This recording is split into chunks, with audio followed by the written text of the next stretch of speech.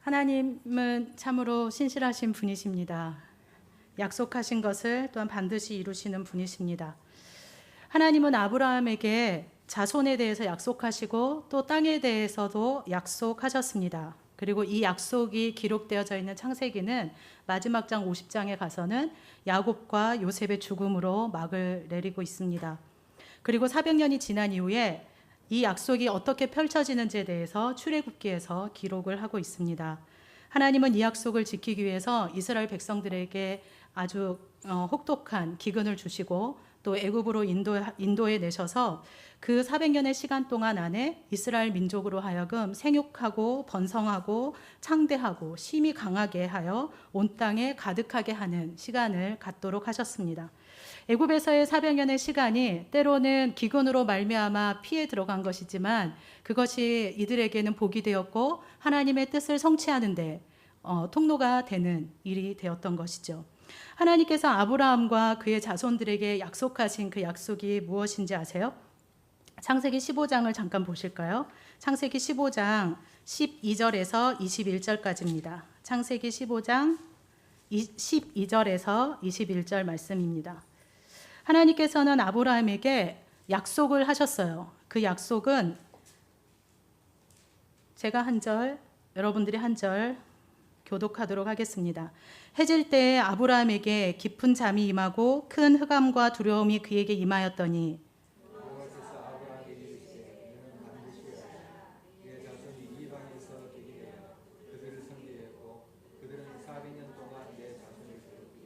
그들이 섬기는 나라를 내가 징벌할지며 그 후에 내 자손이 큰 재물을 이끌고 나오리라.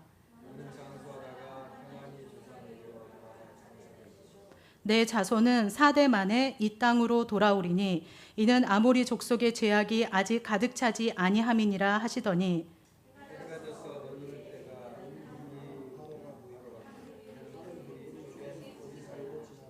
그날에 여호와께서 아브람과 더불어 언약을 세워 이르되 내가 이 땅을 애굽 강에서부터 그 큰 강 유브라데까지 내 자손에게 주노니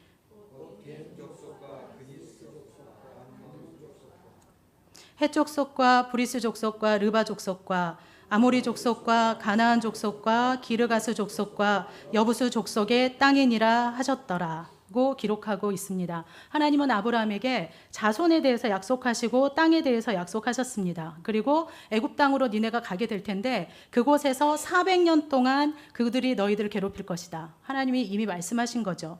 내 자손이 이방에서 계기되어 그들을 섬기겠고 그들은 400년 동안 내 자손을 괴롭히니 그 다음에 하나님 약속하신 것은 4대 만에 다시 이 땅으로 돌아올 것이다 라고 약속을 하셨습니다. 그랬기 때문에 요셉은 아브라함에게 약속하신 하나님의 말씀이 성취될 것을 믿었던 것이죠. 그래서 출애굽할 때 내 유고를 가지고 나아가 달라고 그렇게 이야기를 합니다. 요셉은 하나님의 약속하신 것을 믿었어요. 4대 만에 자신의 때에는 이루어지지 않지만 400년이 지나면 반드시 하나님께서 가나안 땅으로 돌이킬 것이다. 돌아가게 할 것이다. 라는 것을 믿었습니다. 400년 동안 이방에 계기되어 살 것을 그리고 그 이후에 하나님께서 이스라엘을 가나안 땅으로 들이실 것에 대해서 믿었던 것이죠. 이 약속이 펼쳐지는 것이 바로 출애굽기예요. 우리는 잊어버려도 하나님이 약속하신 것은 절대로 잊어버리지 않으시는 반드시 이루시는 성실하신 하나님이십니다. 오늘 본문은 모세의 탄생에 대해서 기록하고 있어요. 이런 측면에서 우리가 성경을 쭉 보게 되면 하나님이 말씀하신 것들이 어떻게 성취되는지에 대해서 이게 어떻게 진행되고 있는지 어떻게 하나님 나라가 펼쳐지고 있는지 우리는 말씀을 보면 이게 이제 증명이 되어지는 것이죠. 하나님의 약속을 붙잡고 모세가 이제 잘 아시다시피 태어날 때에는 굉장히 어려운 시기에 태어났잖아요. 모세가 태어났을 때는 요셉을 알지 못하는 왕 때문에 히브리 민족이 고난당하고 있을 때 그때 태어나게 됩니다. 요셉을 알지 못했으니까 요셉의 하나님도 알지 못했던 것이죠. 그래서 인구 말살 정책을 펴게 됩니다. 태어난 남자아이는 다 죽이라는 거예요. 그렇지만 이러한 인구 말살 정책은 단순히 자기네 땅에 들어와서 열심히 살아가고 있는 이방 민족이 자꾸만 자손이 번식하니까 얘네들이 우리나라를 침범하지 못하도록 남자아이를 다 죽이자라고 하는 것이 아닌 것이죠. 이러한 인구 말살 정책의 그 기저로 내려가면 사단의 괴계가 숨어 있는 것입니다. 하나님의 뜻이 이루지 못하도록 회방하고 있는 것이죠. 그래서 바로의 두려움을 보시면 바로가 이 사람들이 이스라엘 민족이 막 번성한 것에 대한 두려움이 있었던 게 아니에요. 출애굽기 1장 10절을 보시면 이렇게 기록합니다. 자, 우리가 그들에게 대하여 지혜롭게 하자. 두렵건대 그들이 더 많게 되면 전쟁이 일어날 때에 우리 대적과 합하여 우리와 싸우고 이 땅에서 나갈까 하노라 하고, 바로의 두려움은 이스라엘 백성이 많아진 것에 대한 두려움이 있었던 것이 아니라 그 땅에서부터 나갈 것에 대한 두려움이 있었다는 것이죠. 하나님은 아브라함에게 약속하셨습니다. 이스라엘 백성들을 반드시 돌아오게 하겠다. 400년 이후에. 그랬기 때문에 사단은 하나님이 일하시고자 하시는 약속하신 것에 대해서 회방하기 위해서 바로라고 하는 인물을 사용하고 있는 것입니다. 그래서 바로는 인구 말살 정책을 펴고 있는 것이죠. 이런 상황 속에서 모세가 임신이 되었습니다. 결혼한 사람이 임신하게 되면 모두에게 기쁨이죠. 저도 저희 청년 중에 결혼한 이 부부가 빨리 아기를 가졌으면 하는 소망이 있습니다. 그러면 저희들의 모든 아이가 되는 것이죠. 아기를 낳게 되면 기다려지고 또 너무나도 사랑하고, 그리고 막 아주 그냥 땅에서 안 놀 것 같아요. 아이가 저희가 다 안고 지내가지고 땅에서 놀지 않을 것 같습니다. 엄마 뱃속에 있는 동안 아기는 모든 사람의 사랑을 다 받습니다. 그리고 엄마도 커피 킬러였지만 커피도 끊게 되고 까만 아이 나올까 봐 우유를 막 마시더라고요. 그리고 영양이 가득한 것으로 먹기 시작합니다. 그리고 엄마들은 아기가 무엇을 가지고 놀면 좋을지, 어떻게 하면 아이가 훨씬 이 발육에 좋을지 고민하면서 아이를 위해서 환경을 조성하기 시작하시죠. 그리고 그 아이를 보면 모두 다 웃게 됩니다. 뭐 못생긴 아이가 없잖아요. 사실 다 예쁘잖아요. 아이는 다 예쁘죠. 그렇지만 모세가 태어날 때에는 즐거움의 대신에 즐거움이 될 수가 없었죠. 왜냐하면 상황이 아들이 나오면 죽여야 하고 딸이 나오면 그 힘든 노예로서의 삶을 살아야 되기 때문에 임신 자체가 행복하고 즐거운 일은 아니었을 것입니다. 그렇기 때문에 모세의 어머니 요게벳은 모세를 임신했지만 아마 그 임신한 사실을 감추고 고된 노역을 감당해야 했을 것입니다. 그리고 나서 출산을 했는데 아들인 거예요. 눈물이 날 정도로 괴롭고 힘들었을 겁니다. 그런데 엄마가 요게벳이 아들을 딱 보니까, 모세를 보니까 너무 잘생긴 거예요. 살려야겠다. 너무 잘생겼다. 살려야겠다. 이런 생각을 했을 겁니다. 근데 어느 부모가 자신의 자식을 보고 안 예쁜 자식이 어디 있겠어요. 전 제가 태어났을 때 저희 부모님은 대통령이 될 줄 아셨대요. 너무 잘생겨가지고. 그래서 너 대통령이 될 줄 알고 아주 그냥 애지중지 저를 키웠습니다. 이 정도예요. 근데 저희 부모님들 어디 가면 내 아이는 수많은 사람들 중에 아이를 딱 찾아내잖아요. 전 그게 너무 신기한 거예요. 저희 부모님이 학교에만 오면, 저희 때는 애들이 많았으니까 그 수천 명이 되는 아이들 중에, 수천 명은 아니지만 그 아이들 중에 저를 딱 찾아내는 거예요. 그래서 제가 질문했죠. 어떻게 찾냐고. 그랬더니 별이 하나 떠 있다고. 이런 닭살 돋는 멘트를 어렸을 때 제가 들으면서 정말 간지러웠어요.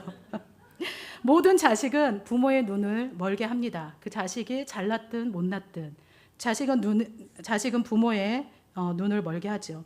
요게벳은 상황이 말도 안 되는 그 상황이었지만 잘생긴 것을 보고 석 달 동안 감추었다고 합니다.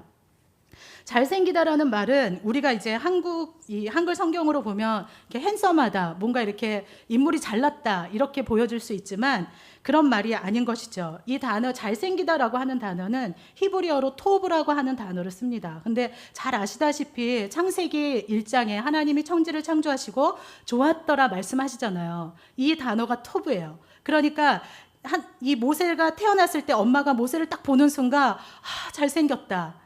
하나님의 창조의 질서를 회복할 아이다. 뭔가 범상치 않다. 이런 느낌을 받은 것이죠. 제가 태어날 때도 그러셨다고. 대통령이 된다고 하니까 이러한 단어가 바로 토부인 것이죠. 하나님의 일을 훌륭하게 감당할 존귀함이 그의 용모 속에 있었다는 것을 요게벳은 자식을 보면서 깨달은 것입니다. 우리나라 설화에도 이런 이야기 있잖아요. 아기 장수 이야기 있잖아요. 뭐 평민이 아이를 낳았는데 그 아이의 겨드랑이에 뭐 날개가 달려 있고 힘이 아주 세가지고 나중에 되면 역적이 돼서 우리의 집안을 말아먹을 자식이다. 그래서 이제 막 돌에 눌려서 죽이고 이런 설화들이 내려오잖아요. 아마 그런 특별함이 모세에게 있었던 것 같습니다. 그래서 히브리서에서는 이렇게 기록합니다. 히브리서 11장 23절에 믿음으로 모세가 낳았을 때 그 부모가 아름다운 아이임을 보고 석 달 동안 숨겨 왕의 명령을 무서워하지 아니하였으며, 요게벳은 믿음으로 아이를 숨긴 거죠. 아이를 딱 보는 순간 하나님의 큰 일을 감당할 아이라는 게 느껴진 것이에요. 그래서 석 달 동안 감추었던 것입니다. 자식으로 인해서 속 시끄러운 일들도 많고 가끔은 포기하고 싶기도 하고 네 맘대로 해라 라고 얘기할 수도 있고 마음에 없는 소리를 해서 마음 아프게도 하지만 우리의 눈이 자녀들을 볼 때 하나님의 존귀함을 볼 줄 아는 믿음의 눈이 있어야 될 것입니다. 왜냐하면 하나님은 우리의 자녀들에게 어느 누구도 그냥 이 땅에 보내시지 않았기 때문이죠. 그래서 우리의 자녀들을 보실 때 다시 한번 하나님의 존귀함, 하나님의 일을 할 사람, 이렇게 우리의 믿음의 눈이 열려졌으면 좋겠습니다. 어머니 요게벳은 모세를 보았어요. 당신은 다 아이를 죽여야 하는 상황이기 때문에 내가 보고 싶지 않을 수 있잖아요. 이 아이가 태어나서 고통스러울 걸 아니까 그냥 갖다가 버려야 되겠다. 그냥 갖다가 나일 강가에다가 악어밥이 해야 되겠다. 보지 않을 수도 있는데 어머니 요게벳은 아들을 보았다고 기록합니다. 그때 당시에 뭐 아들이 태어난 사람이 요게벳 뿐이었겠어요? 아니잖아요. 수많은 히브리의 여인들이 그때 막 아이들이 많이 태어났으니까 수많은 히브리 여인들이 아들을 낳았을 거란 말이죠. 그런데 요게벳은 모세를 보았고 모세를 보면서 자신의 조상에게 약속하셨던 하나님의 말씀이 기억이 났을 겁니다. 하나님이 400년 만에 너희를 돌아오게 하겠다. 근데 계산을 해보니까 지금이 때인 것이죠. 지금이 때라는 것을 알고 요게벳은 모세를 감추기로 결정을 한 겁니다. 지금이 구원의 때임을 풍전등화와 같은 상황 속에 처해 있었음에도 불구하고 구원의 때라는 것을 어머니는 아셨던 거죠. 만약 걸리면 모세뿐만 아니라 모든 가족이 다 죽임을 당해야 되는 상황을 알면서도 하나님의 약속을 믿었기 때문에 아이를 살리기로 결단을 내린 것입니다. 결정해야 될 때 우리가 결정하지 않고 우물쭈물하고 있으면 우리의 삶을 누가 결정해 주냐면요. 우리의 상황이 우리의 삶을 결정하게 됩니다. 내가 결정해야 될 때 하나님의 백성으로 하나님의 말씀을 따라서 결정을 해야 되는데 결정하지 못하고 가만히 있게 되면 상황이 결정하게 되고 주변의 사람들의 말이 우리의 삶을 결정하게 됩니다. 요게벳과 같이 아들을 낳은 히브리 여인들이 한두 명이 아니었을 거잖아요. 그런데 요게벳은 하나님의 약속을 믿으면서 결정을 했다는 것이죠. 상황이 우리의 삶을 결정하지 않도록 하나님의 약속을 붙잡기를 바랍니다. 하나님의 말씀이 우리로 하여금 용기를 얻게 하고 하나님의 약속이 우리로 하여금 상황에 의해서 우리의 삶을 결정하도록 내버려 두지 않습니다. 하나님은 반드시 약속을 이루시는 분이십니다. 지금 현실이 어렵고 눈에 보이지 않는 긴 터널을 통과하고 있는 것처럼 느껴질지라도 그 가운데 하나님의 손이 우리의 발을 붙드시고 하나님의 눈이 우리를 지키시고 계십니다. 하나님은 자신의 백성을 절대로 포기하시는 분이 아니세요. 끝까지 붙잡고 인도하시는 분이십니다. 그렇기에 우리가 인내하며 믿음으로 주어진 길을 갈 수가 있는 것입니다. 현실을 보면 소망이 없어 보이고 현실을 보면 포기하고 싶지만 하나님의 약속이 내가 너희의 하나님이다. 내가 너의 주인이다. 라고 말씀하시는 이 하나님의 약속이 있기 때문에 하나님의 약속을 붙잡고 우리가 상황을 재해석하면서 가는 것이죠. 이것이 바로 믿음입니다. 요게벳은 이 믿음을 가졌어요. 하나님의 약속을 기억해내고 자신의 아들을 살리기로 결정한 것입니다. 그렇지만 우리가 이렇게 믿음의 길을 걷다가도 믿음의 한계를 경험할 때가 있잖아요. 믿음으로 결단하고 아이를 감췄는데 아이가 자라면서 목소리가 커지는 거예요. 울음소리가 쩌렁쩌렁해지고 아이를 더 이상 감출 수 없는 상황에 처하게 된 것입니다. 우리의 삶도 그렇잖아요. 믿음으로 계속해서 하나님 말씀 붙잡고 가지만 믿음이 한계를 경험할 때 이때가 있잖아요. 어쩔 수 없는 상황. 보기만 해도 힐링이 되고 고된 노역에서 돌아와서 모세를 보기만 해도 모든 피곤이 풀렸는데 어찌할 수 없는 상태에 이르게 된 것입니다. 그렇다고 그냥 가만히 앉아있을 수는 없었죠. 그래서 요게벳은 하나님께 믿음의 승부수를 던집니다. 자신의 손에서 보호할 수 있는 석 달의 시간이 지나자 하나님께 모세를 맡겨드립니다. 한 선교사님이 선교지를 나갔어요. 선교지를 나갔는데 이제 교회에서 파송해 주기로 하고 그리고 선교 헌금도 보내주기로 했습니다. 흥분된 마음으로 아프리카에 도착했는데 교회에서 후원이 들어오지를 않는 거예요. 약속했는데. 그러니까 이 선교사님은 너무너무 생활이 어려운 것이죠. 그래서 6개월 동안 선교 헌금을 받지 못했다고 해요. 그러니까 이 6개월 동안 뭐를 했냐면 뭐 없는 거예요. 거기에서 알바를 할 수도 없고, 아프리카에서 알바 자리도 없고 일자리도 없고 먹을 것도 없고, 그래서 6개월 동안 그냥 하나님 앞에 기도한 것이죠. 그냥 내가 원하든 원치 않든 금식이 돼가지고 금식하면서 기도하기 시작했습니다. 그리고 나서 6개월 후에 그 교회에서 연락이 와서 미안하다고, 잠깐 잊었다고. 잊은 시간이 6개월이었던 거예요. 6개월 동안 잊어버리고 이 선교사님은 그 사이에 하나님 앞에 기도하면서 돌파구를 찾은 것이죠. 그래서 그 시간을 어떻게 버텼냐 그랬더니 한국에 돌아갈 항공료가 없어가지고 어쩔 수 없이 버텼다고 이런 고백을 하더라고요.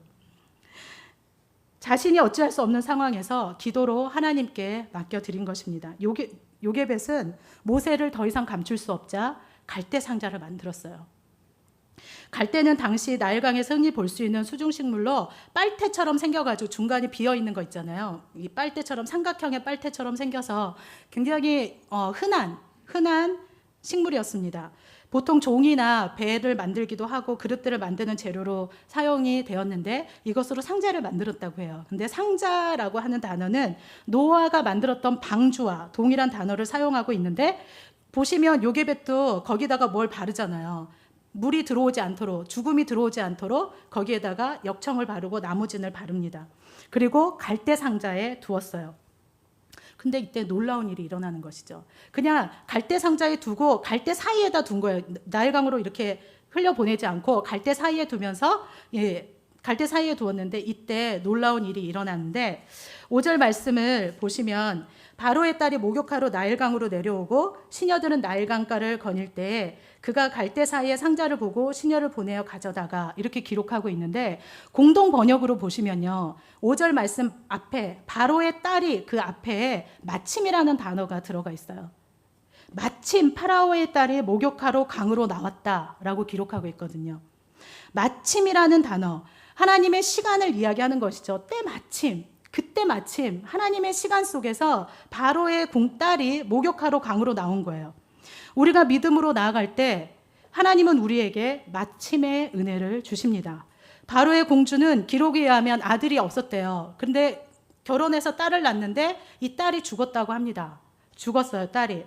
그랬기 때문에 아마 아버지인 왕은 딸을 위해서 궁정에서 아기 소리가 전혀 들리지 않도록 아마 명령을 내렸을 거예요. 왜냐하면 딸의 마음이 너무 아플 것 같으니까. 그런 상황 속에서 이제 목욕하러 나갔는데 나일강가에 나갔는데 갈대 상자를 발견한 거예요. 그리고 갈대 상자를 열었더니 아기가 막 우는 것이죠. 보자마자 히브리 아이라는 것을 알았어요. 다르게 생겼으니까 히브리 아이라는 것을 알았습니다.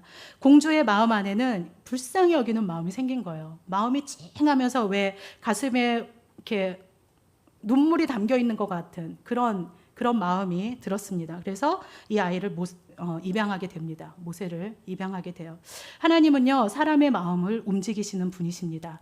바로의 공주가 아버지 부왕의 명령도 있었고 자기의 딸의 죽음도 있었고 상처가 있잖아요. 그러니까 아이를 보자마자 히브리 아이잖아 하고 갈대 상자를 엎어버릴 수도 있잖아요.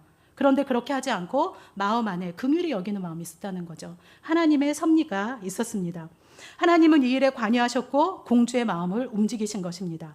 애굽의 공주를 통해서 하나님은 하나님의 구속을 방해하는 사단의 물결을 정지하고 계신 거예요. 우리가 믿음으로 나아갈 때 어찌할 수 없다, 더 숨길 수 없게 되었을 때 하나님께 그냥 완전히 맡겨드리면 그때 이 마침의 은혜를 경험하게 됩니다.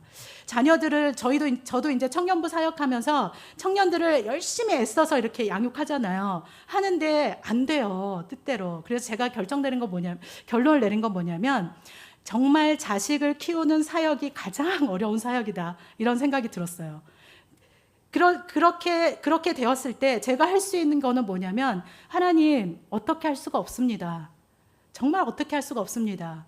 주님 손에 맡겨드립니다. 마음대로 해주세요. 마음대로 해주세요. 이거밖에 없더라고요. 할 수 있는 게 없거든요, 제가. 믿음으로 살아갔지만 믿음의 한계를 느낄 때 우리는 최선을 다하고 하나님께 맡겨야만 합니다.